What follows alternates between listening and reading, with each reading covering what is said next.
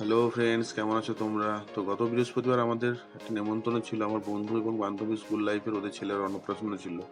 তো আমি যথারীতি অফিস থেকে ফিরে রেডি হয়ে ওকেও রেডি করিয়ে বললাম চলো বেরোতে হবে। কিন্তু বেরিয়ে দেখি বাড়িটির বাইরে মুষলধারে বৃষ্টি হচ্ছে। আমরা তখন ভাবলাম কি করব। ও বলছে যেতে কি পারবো? আমরা হ্যাঁ, যেতে তো হবেই, বন্ধু বলে কথা। তার মধ্যেই 9:30 নাগাদ আমরা বেরিয়ে পড়লাম। রাজাকে নিয়ে তো আমি গাড়ির সামনে চালাচ্ছি, কিন্তু পেছনে তো বউ দিব্যি ছাতা মাথায় বসে আছে। ও তো আর বুঝছে না আমি কত ভিজে গেছি। তার মধ্যে থেকে 2 কিলোমিটার দূরে ওদের অডিটোরিয়াম বুক করা ছিল এইচআইটি সংলগ্ন ময়দানের পাশে। যথারীতি আমরা টাইম মতো পৌঁছেও গেছিলাম।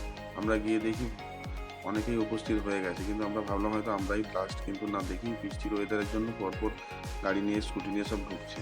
তো দেখতেই পাচ্ছ আমরা পৌঁছে গেছি। তার মধ্যে এন্ট্রান্সটা দেখতেই পাচ্ছ খুব সুন্দর করে ওরা সাজিয়েছে, ডেকোরেশন করেছে। সত্যি ডেকোরেশনগুলো খুব ভালো করেছে।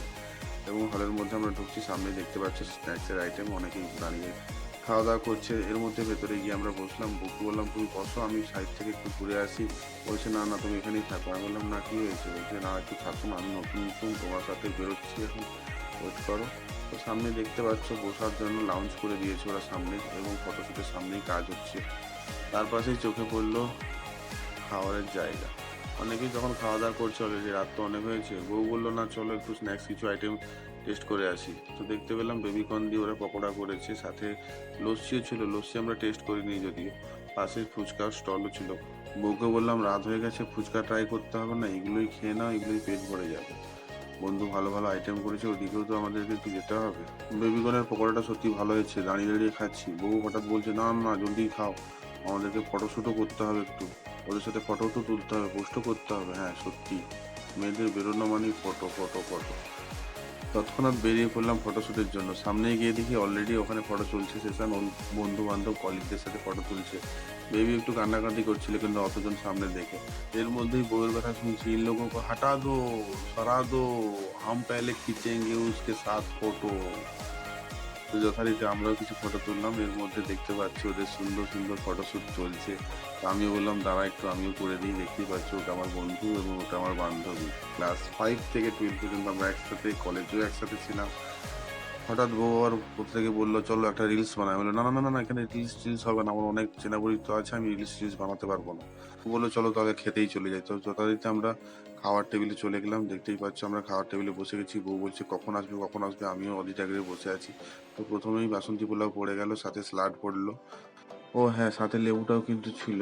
এরপর পনির বাটার মশলা সাথে এলো, তারপর আলুর চিপস দিল। আলুর চিপস পড়তে না পড়তেই পাতে পড়লো সাদা ভাত, সাথে মুগ ডাল।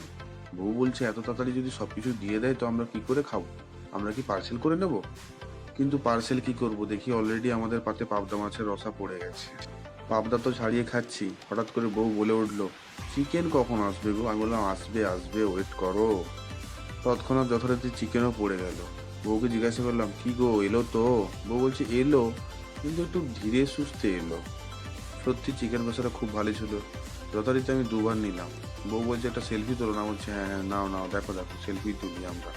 তো যথারীতি খাচ্ছিলাম, খেতে খেতে পাঁপড় পড়লো পাতে, সাথে ও পায়েস নিল। আমি যথারীতি একটা মিষ্টি নিলাম। যার যেটা পছন্দ সেটাই নেব, অযথা নষ্ট করব না। কিন্তু হঠাৎ করে আইসক্রিমটা পড়তে আমি বললাম দুজনেই কিন্তু আইসক্রিম খাবো। আইসক্রিম তো খেয়ে নিলাম। খেয়ে নিয়ে বউ বলছি বেরোতে তো হবে, রাত তো অনেক হয়েছে। তখন প্রায় 10:30 বাজে। আমি যথারীতি গাড়ি আনতে চলে গেলাম।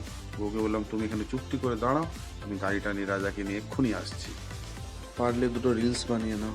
আমি ওকে মজা করে বললাম। ও বলছে হ্যাঁ, আমি তো রিলসই বানাই।